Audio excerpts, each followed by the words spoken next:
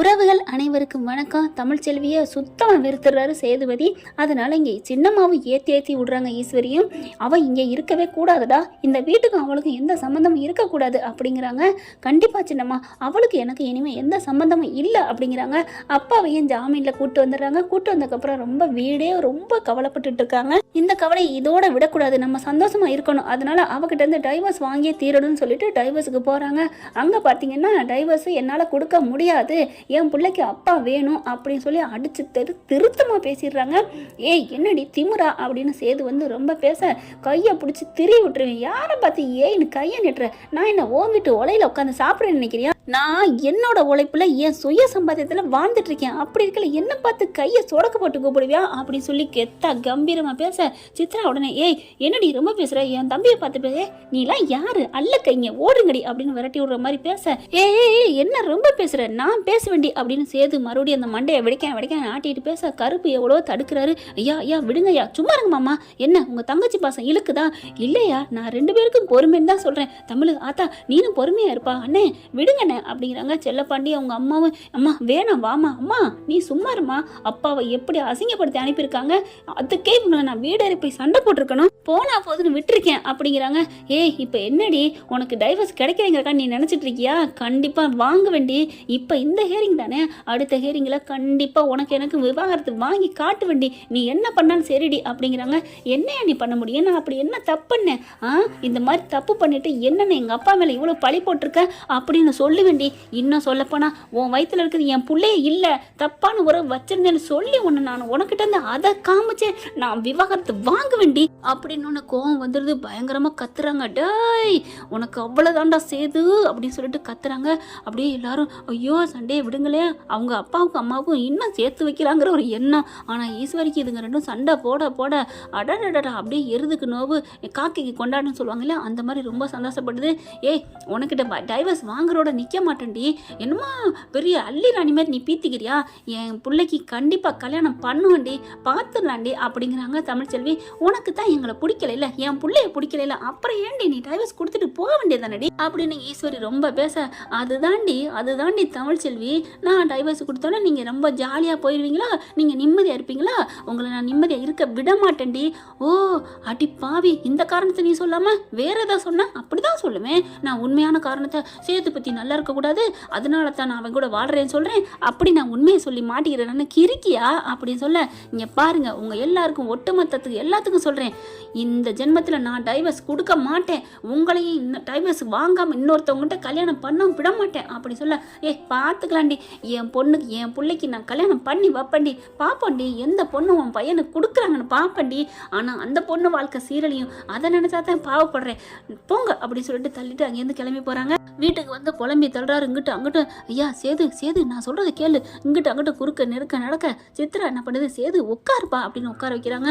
அம்மாச்சி பாவம் அது சாஞ்சிருச்சுங்க, அதான் இன்னைக்கே சொல்லிட்டாங்க பார்த்தீங்களா, அது அவ்வளோதான் கதை முடிஞ்சிச்சுன்னு. ராஜாங்கமும் தலை தூக்க முடியாமல் இருக்காரு. எல்லாரையும் கூப்பிட்டு வச்சு உட்கார வச்சு பேசுகிறாங்க. மாமா நான் ஒன்று சொல்கிறேன், நம்ம சேதுக்கு நம்ம உடனே கல்யாணம் பண்ணி ஆகணும் மாமா. ஏமா டைவர்ஸ் கேஸ் நடக்கையில் நீ இப்படிலாம் பண்ணக்கூடாதுமா, அப்புறம் மறுபடியும் பிடிச்சி உள்ளார வச்சிருவாங்க அப்படின்னு கருப்பு சொல்ல, இதெல்லாம் உனக்கு தெரிஞ்ச அளவுக்கு எனக்கு தெரியாதா என்ன, நான் யோசிக்க மாட்டேனா, அப்புறம் ஏன் இப்படி பேசுறீங்க, நான் கல்யாணங்கிறது டைவர்ஸ் கிடைச்சதுக்கு அப்புறம், இப்போதைக்கு நிச்சயம் போட்டு வைப்போம், இப்போதைக்கு பேச்செல்லாம் இல்லைம்மா, எப்போதைக்கா இருந்தாலும் இந்த மாதிரி கேஸ் இருக்கு வீட்டில், யார் பொண்ணு கொடுப்பா, யாரு கொடுக்க மாட்டாங்களா, யாரு இல்லைன்னு சொன்னா, பொண்ணு ரெடியா இருக்கு, என்னது ரெடியா இருக்கா அப்படிங்கிற தாமரை பார்க்குது. நம்மளத்தான் சொல்லுதா, அத்தை நமக்கு ஏற்கனவே கல்யாணம் ஆயிடுச்சு அப்படிங்கிற மாதிரி பார்க்க, இதோ என் அண்ணன் பொண்ணுதான் அப்படின்னு சொல்லாம மனசுல நினைச்சுக்கிட்டு இங்க வா அந்தாத்தான் நிக்கிறா அப்படிங்கிற தாமரையும் அவங்க அண்ணன் பொண்ணு ஒன்னா நிக்குதுங்க. ஐஸ்வர்யாவும் ஐயோ அத்தை என்னத்தான் சொல்லுது, ஐயோ அத்தை நீ கேட்குற நேரம் என் கழுத்துல தாலி இருக்கே அத்தை அப்படிங்கிற, ஐசு வாமா அப்படின்னு கூப்பிட, சே இவளைத்தான் கூப்பிட்டாளா, நான் கூட என்னவோன்னு நினைச்சேன், கூப்பிட்டா மட்டும் என்ன, நான் என்ன தாலியவா வாங்க முடியும், என் மாமன் கையால் தாலி வாங்க முடியலையேன்னு இந்த பிள்ளை இங்கிட்டு நொந்துக்குதுங்க. அந்த பிள்ளையும் சொல்கிறதும் குறை இல்லைங்க, பாவங்க சின்ன பிள்ளைலேருந்தே சேதுபதினு வாழ்ந்துருச்சுங்க, இப்போ இடையில குறுக்கால பூந்துருச்சு நம்ம ஆள். ஈஸ்வரி பாசையில் சொல்லணும்னா குள்ள கத்திரிக்காய் இடையில பூந்துருச்சு. பார்க்குறாங்க எல்லாரும், என்னது இவளா அப்படிங்கல. ஐஸ்வர்யா கூப்பிட்டு வச்சு, இவ தான் என் அண்ணன் பொண்ணு, என் குழந்தை, என் வீட்டுக்காரோட அண்ணன் பொண்ணு பையனுக்கு நான் சம்மதிக்கிறேன், கல்யாணம் பண்ணி கொடுக்க சம்மதிக்கிறேன், ஏன்னா சேத்து தங்கமான பையன், சேத்து மாதிரி ஒரு பையன் மாப்பிள்ளை கிடைக்க கொடுத்து வச்சிருக்கணும் என் அண்ணன் வீடு அப்படிங்கிற எல்லாரும் பார்க்குறாங்க. இதெல்லாம் சரிப்பட்டு வருமா அப்படிங்கிற சன்னாசி. இப்பெல்லாம் வேணாண்டி அப்படின்னு சொல்றாரு. நீ சும்மா இருயா, உனக்கு எதுவுமே தெரியாது, உலகம் நடக்கிறத பார்த்துட்டு நீ இதான் நினைக்கிறியா அப்படின்ட்டு ஈஸ்வரி சித்ராட்ட அப்படி தூண்டுது. நீ சொல்லு. ஆமா பெரியப்பா, நம்ம சேதுக்கு என் மாமா மக, நம்ம வீட்டை பத்தி எல்லாம் தெரிஞ்சவ, யார் என்ன சொன்னாலும் என் மாமாவை தான் கட்டிக்கன்னு ஒத்தக்கால நிப்பா. இதே நீங்க வேற இடத்துல பொண்ணு எடுத்தீங்கன்னா ஐயோ அப்படியா, ஐயோ இப்படியா அப்படின்னு பாதியில கூட எந்திரிச்சு போயிடுவா. ஆனா என் மாமா பொண்ணு, என் ஐசு, என் மாமா வேணான்னு சொல்லிடுவியா என்ன அப்படி சொல்ல. என்னக்கா இப்படிலாம் சொல்றீங்க, நான் சேது மாமாவை சின்ன பிள்ளையிலேருந்து ஆசைப்பட்டிருக்கேன் தெரியுமா. அடிப்பாவி நீயுமா. அதாவது தாமரையோட மைண்ட் வாய்ஸுங்க இது. சாவித்திரி பார்க்குது, என்னது இவ அண்ணன் பிள்ளைய கொண்டாந்து கட்டி வச்சா நம்மளை தூசி தட்டி பறக்கிற மாதிரி பறக்க விட்டுருவாளே, இவளோட ராஜாங்க ஆயிருமே அப்படின்ட்டு. அண்ணே அதெல்லாம் தப்புண்ணே, இதெல்லாம் வேணாம். என்ன மதனி, உங்க அண்ணன் பிள்ளை எங்கே சொருக பார்க்குறீங்களா? ஏன் சொருகுனா என்ன, என் அண்ணன் பொண்ணுக்கு என்ன அழகுல குறைச்சலா, கலரில் குறைச்சலா, படிச்சிருக்கா, படிப்பில் குறைச்சலா, எதில் குறைச்சா அப்படி சொல்ல. எல்லாம் குறைச்ச இல்லை தான், ஆனால் வேணாம். ஏன் அண்ணன் மயனுக்கு நல்ல இடமா பார்த்துக்குவோம். என்ன நல்ல இடம், அந்த தமிழ் சொல்லியை சேர்த்து வைக்கலான்னு பார்க்குறீங்களா அப்படின்னு கேட்க. மதினி எனக்கு அவளை பிடிக்காது, அதுக்காண்டி டைவர்ஸ் கிடைக்காம பண்ணக்கூடாது. தாமரை பார்க்குது, அம்மா என்னம்மா இவ்வளோ தத்துவம் பேசுகிற, நிஜமாவா? இதை ஒரு சாக்கெட்டு சொல்லி இந்த கல்யாணத்தை உலட்டி விடுறதுக்குடி அப்படின்னு சொல்லிட்டு இங்கே பாருண்ணே இதெல்லாம் வேணாண்ணே அப்படிங்கிறாங்க. ஆனால் சேது என்ன பண்ணாரு, நிறுத்துங்க, சின்னம்மா சொல்கிறதான் சரி, எனக்கு இந்த கல்யாணத்தில் சம்மதம். அப்படியே சந்தோஷம் தாங்கலை. ஐயோ நீ கல்யாணம் சம்மதம் சொன்னதுனால ஓன் தலை தப்பிச்சிச்சிடி, இல்லைன்னா ஒன்னையும் போட்டு தள்ளிடும் இந்த சித்ரா ஈஸ்வரி, அதனால நான் அப்படி தான் தோணுது நினைக்கிறேன்னு. இப்போ என்ன பண்ணுறாங்க, அடுத்த வாரமே நிச்சயத்தை பண்ணிடுவோம் அப்படிங்கிறாங்க. கல்யாணம் பண்ணால் தானே தப்பு அப்படின்னுட்டு அதனால கோயிலை வச்சே பண்ணுவோம் அப்படின்னு கோயிலுக்கு போகிறாங்க. எல்லாம் தடபுடலாம் வேலை பார்க்குறாங்க. கருப்பும் மலருக்கும் மனசே கேட்கல. அவங்கக்கிட்ட வான் பண்ணுறாங்க, இங்கே பார் இந்த விஷயம் தமிழ்ச்செல்விக்கு தெரிஞ்சிச்சு அவ்வளோதான் அப்படின்னு சொல்ல. நீங்கள் என்ன நலுக்காமல் கமுக்கவா செய்கிறீங்க, வீட்டில் வச்சு செய்ய போகிறீங்க, அப்புறம் தெரியாமல் போயிடும் அப்படின்னு சொல்ல. தெரியுதோ தெரியல, பேசாமல் நீங்கள் இருங்க வா மூடிக்கிட்டு அப்படின்னு போயிட்டு கடையில் போய் எல்லா ஜாமானும் வாங்குறாங்க வைக்கிறாங்க. தெரிஞ்சால் தான் அவள் என்ன பண்ண போகிறா அப்படின்னு சொல்லிட்டு அதுக்கப்புறம் வேணாம் சொல்லட்டும், சொன்னால் சொல்லிக்கடி, மலரு நீ போய் சொல்லிக்கடி, எனக்கு ஒன்றும் பயம் இல்லை அப்படிங்கல. பார்க்குது, ஒருவேளை சொல்லுவோமா, வேணாம் நம்ம இவன் என்ன வெறும் நிச்சயம் தானே அப்படின்னு விட்டுருது. ஆனால் சும்மா இருந்த சொரிஞ்சு விடுவான்னு சொல்லுவாங்க இல்லையா, இதுங்க எல்லா ஜாமான்ஜெட்லாம் வாங்கிட்டு கரெக்டாக தமிழ் வர பாதையில் நிற்கிதுங்க. காலேஜ் முடிஞ்சு வர, என்ன தமிழ் எங்கே போயிட்டு வர, நான் எங்கே போனால் உங்களுக்கு என்ன, சரி சரி நீ எங்கே போனால் எங்களுக்கு என்ன, ஆனால் உனக்கு ஒன்று தெரியுமா, என் அண்ணன் பொண்ணுக்கு கல்யாணம், அதை ஏன் என்கிட்ட சொல்கிறேன், ஏன் உன்ட்ட சொல்லாமல், என் தெரிஞ்சவளாயிட்ட அதனால தான் சொல்கிறேன். பாத்தியா பாரு, 1,00,000 பட்டு புடவை நகை நட்டை பாத்தியா, எல்லாம் எல்லாம். ஆனால் மாப்பிள்ளை யாருன்னு நீ கேட்கலையே அப்படிங்கிற. ஆட்டோக்கா நிற்கிறாங்க. ஆட்டோன்னு கூப்பிட, இரு ஆட்டோக்காரன் நில்லுங்க அப்படின்னு நிப்பாட்டுறாங்க. என்னை வழி விடுங்க, நான் போகணும், எனக்கு வேலை இருக்குது, உங்களை மாதிரிலாம் தேவையெல்லாம் பேசிகிட்டு இருக்கிறதுக்கு நான் வேலை வெட்டி இல்லாதவ இல்லை.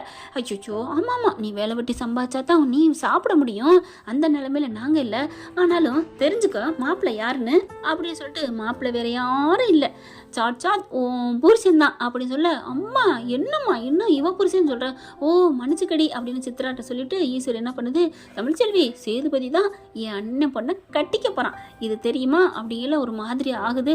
ஆனாலும் காமிச்சிக்காம, இங்கே பார் யார் நீங்கள், உங்கள் அண்ணன் யார், சேது யார், அதெல்லாம் ஏன்ட்டையும் சொல்கிறீங்க, அண்ணே ஆட்டோவை எடுங்கண்ணே அப்படின்னு ஏற போகுது.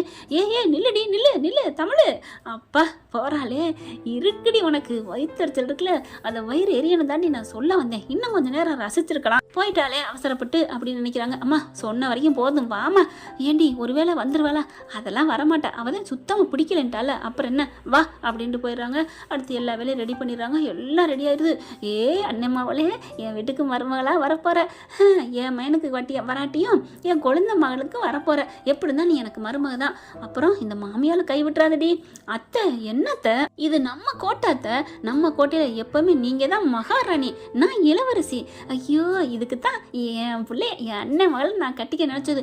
இதே தமிழ்ச்செல்வி என்னை நினச்சாலா, என்னை ஏதாவது சொன்னாலா, எதுக்கு எடுத்தாலும் நீங்கள் பார்த்துருங்க, ஜாக்கிரதை இருங்க, ஏதாவது சொல்லிக்கிட்டே இருந்தா, அதுக்கு தான் என் அண்ணன் மகங்கிறது அப்படின்னு கட்டி பிடிச்சிக்கிறாங்க. தாமரைக்கு வயிறு எரியுது. சாவித்திரி அதே மாதிரி, அம்மா என்னம்மா இவளே இந்த வீட்டுக்கு வரப்போறாளா, ஒன்றும் புரியலையே அப்படிங்கிறாங்க. பார்த்தா காலையிலேக்கு நிச்சயத்துக்கு எல்லாம் ரெடி ஆகுறாங்க. நைட்டோட நைட்டாக இதுக்கு என்ன பண்ணுது, ரெண்டும் தமிழ்ச்செல்வி வீட்டுக்கு போயிருதுங்க. சாவித்திரியும் தாமரையும் தமிழ் இந்நேரம் வரைக்கும் அவள் வரக்கூடாது போயிட்டாங்க. அதான் சொல்லுவாங்களே எதிரிக்கு எதிரி நண்பன் அப்படிங்கிற மாதிரி இதுங்க ரெண்டும் போயிருந்தாங்க. 8 நாள் குடும்பம் எப்படி இல்லாட்டி காலை அப்படின்னு சொல்லுவாங்க. போயிட்டு தமிழ் அப்படிங்கிற பார்க்குறாங்க. விராதை இருந்தாலும் வான்னு சொல்லணும் இல்லையா, வாங்க அப்படிங்கிறாங்க. அவங்க அப்பா அம்மா தங்கச்சி எல்லாருமே இருக்கல. என்ன விஷயம், என்ன தமிழ் பேசாமல் இருக்க, அங்கே என்னென்ன பண்ணிட்டு இருக்கா தெரியுமா உன் சின்ன மாமியா அப்படிங்கிற. என்ன பண்ண எங்களுக்கு என்னங்க, அவங்க யாரோ எவரோ இருக்கிறோம், இப்போ என்ன என்ன பேசிக்கிட்டு வந்து நிற்கிறீங்க அப்படின்னு சொல்ல, தமிழ் சொல்கிறது கேளு தமிழ், உன் வாழ்க்கை குடி போக போகுது தமிழ், என் வாழ்க்கை ஏற்கனவே போயிடுச்சுங்க, ஆனால் என்னோட வாழ்க்கை நிரந்தரமாக என் படிப்பு அது இருக்குது, என் வயிற்றுல குழந்தை அது போதும் அப்படிங்கிறாங்க. நீ தமிழ் நீ தப்பாக நினச்சிட்டு இருக்க, நீங்கள் பாரு அவங்க தாலி கட்ட போகிறாங்க அப்படி சொல்ல, என்னது நிச்சயம் பண்ண போறலாம் சொன்னாங்க, ஆமாம் தாலி கட்டுறது நிச்சயம் முடிஞ்சு அப்போவே தாலி கட்டுறாங்க, அவங்க அப்படி சொல்லலையே, எப்படி தமிழ் உங்ககிட்ட நிச்சயம் சொன்னாதான் நீ பேசாமல் போயிடுவ, தாலி கட்டுறேன்னு சொன்னால் தடுத்துருவில்ல, அதனால தான் அவங்க அப்படி சொல்லியிருக்காங்க அப்படின்னு கோவம் வருது. அப்படியே பார்க்குறாங்க, தமிழ் விட்டுறி அவங்க தான் வேணான்னு சொல்லிட்டு, அப்புறம் என்ன நீ அப்படி பார்த்து பயப்படுற விடு அப்படின்னு சொல்லிட்டு அவங்க அம்மா சொல்கிறாங்க. அவங்க அப்பா என்ன பண்ணுறாங்க, இல்லை இதை விடக்கூடாது நீ கிளம்புமா அப்படிங்கிறாங்க. அப்பா அம்மா கொஞ்சம் பேசாமல் இருக்கீங்களா, நான் அந்த ஆள் வேணான்னு முடிவு பண்ணிட்டேன், அப்புறம் என்ன எக்கேடு கட்டா எனக்கு என்ன, என்னடி கோர்ட்டில் டைவர்ஸ் கொடுக்க மாட்டேன்னு சொன்னேன் தான் இல்லைங்கள, ஆனால் இப்படி போய் நான் நின்னேன்னா அவனை எனக்கு ஆசை இருக்குன்னு அர்த்தம், அவங்க எல்லாரும் அப்படித்தான் தப்பாக நினைப்பாங்க, விட்டுருங்க அப்படின்னு சொல்லிட்டு தயவு செஞ்சு நீங்கள் போங்க. சாவித்திரியும் தாமரையும் பார்க்குது, என்னடி நம்மளால் முடியலன்னு இவகிட்ட வந்தா இவ இப்படி பேசிட்டா, சரி வா போவோம் அப்படிங்கல, ஹலோ அப்படின்னு சொல்லி கூப்பிட்றாங்க. நிற்கிறாங்க. உங்களால் அந்த நிச்சயத்தையோ கல்யாணத்தையோ தடுக்க முடியலன்னு ஏன்ட்ட வந்தீங்களா, அடியே அம்மா கரெக்டாக சொல்கிறாளே அப்படின்ட்டு, அப்படிலாம் ஒன்றும் இல்லை தமிழ், வாயும் வயிறுமா இருக்க, என்னதான் இருந்தாலும் என் அண்ணன் பிள்ளையோட வாரிசு, ஏன் ரத்தத்தை நீ சுமந்துட்டுருக்க, உன் வாழ்க்கை வீணாயிடக்கூடாதுன்னு தான்மா சொன்னோம், அதுக்கு மேலே உன் இஷ்டம், நீ புரிஞ்சா புரிஞ்சுக்க அப்படின்னு போயிருதுங்க. இங்கே பார்த்தா என்ன மதனி ஆள் எங்கே காணா, என்னம்மா எப்போ பார்த்தாலும் எங்களையே நீ பார்த்துட்டு இருப்பியா, நாங்கள் கக்கூஸ் போனோம் அதை உன்ட்ட சொல்லிட்டு போகணுமா, நீ எங்கே போயிருப்பீங்கன்னு எனக்கு தெரியும், எங்களை ஒன்றும் பண்ண முடியாது அப்படின்னு சொல்லிட்டு கிளம்புறாங்க. அங்கே பார்த்தீங்கன்னா ஐயர் வந்துடுறாரு, எல்லாம் மந்திரம் ஓதுறாங்க, நேருக்கு நேரம் உட்கார வைக்கிறாங்க. இந்த சேதுக்கு என்னங்க திமுரு, உட்காந்துடுறேன் அந்த பொண்ணையும் உட்கார வச்சிடுறாங்க.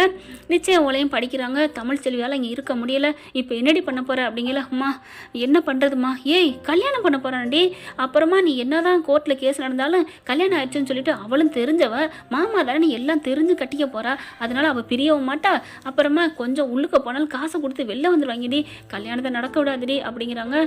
நீ உனக்கு அவனை பிடிக்குதோ இல்லையோ, உன் பிள்ளைக்கு அவன் இருக்கணும், அவன் வேற ஆளை கல்யாணம் பண்ணிட்டு சந்தோஷமா இருக்கக்கூடாதுன்னு சொன்னீலடி அப்படின்னு அவங்க அம்மா சொல்ல சரிம்மா அப்படின்னு சொல்லிட்டு சிங்கம் புறப்பட்டது மாதிரி கிளம்புதுங்க. மறுபடியும் என்ன கண்ணின் கண்ணின் மடியேன்னு பாட்டை போடுறாங்க வேக வேகமா. ஆனால் இந்த வாட்டி நடந்து போகலங்க, நடராஜ சர்வீஸுக்கு லீவ் விட்டுட்டு ஆட்டோவில் ஏறி போகுது வேகமாக. பார்த்தா இங்கே எல்லாம் கோயிலில் தான் நடக்குதுங்கிறதையும் சொல்லிட்டு வந்துடுதுங்க. நல்ல திருவாதிரை வேலை பார்க்குதுங்க. பார்த்தா மலரும் ஃபோன் பண்ணி சொல்லுது இந்த மாதிரி கோயிலில் தான் நடக்க போகுதுன்னு. சரிக்கா விடுக்கா நான் வந்துக்கிறேன், என்ன தமிழ் வர்றியா, ஐயோ இப்போதான் எனக்கு சந்தோஷமா இருக்குது, ஏக்கா சந்தோஷப்படுற அளவுக்கு பெரிய விஷயம் இல்லை, அவன் வேற ஆளை கல்யாணம் பண்ணிட்டு இருக்கக்கூடாது, அதுக்காகத்தான் நான் வர்றேன் அப்படின்னு சொல்லிட்டு தமிழ் சொல்லி போகுதுங்க.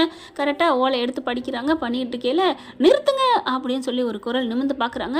பயங்கரமாக கத்துறாங்க, தூக்கி போடுறாங்க. யாரை கேட்டு என்ன பண்ணிட்டு இருக்கீங்க, ஏ என்னடி அப்படி சொல்லல, என்ன என்ன எனக்கு என்ன ஒன்றும் தெரியாது நினைக்கிறீங்களா, ராஜாங்க சேதுலாம் பயங்கரமாக எகுறாங்க. என்னம்மா உனக்கு எங்களுக்கு என்ன சம்மந்தம் இருக்குது, நீ தான் எங்களை வேணான்னு சொல்லிட்டு போயிட்டில, அப்புறம் என்ன, நான் கோர்ட்டில் வேணான்னு சொல்லலையே, நீ கோர்ட்டில் சொன்னால் வீட்டை விட்டு போயிட்டில, நீ பாட்டு உங்கள் வீட்டில் இருப்ப, எங்களுக்குன்னு எங்கள் பிள்ளைக்குன்னு பாவம் முடியலன்னா பார்க்குறக்கு ஒரு பொம்பளை வேணாமா அப்படி இப்படின்னு கத்துறாங்க.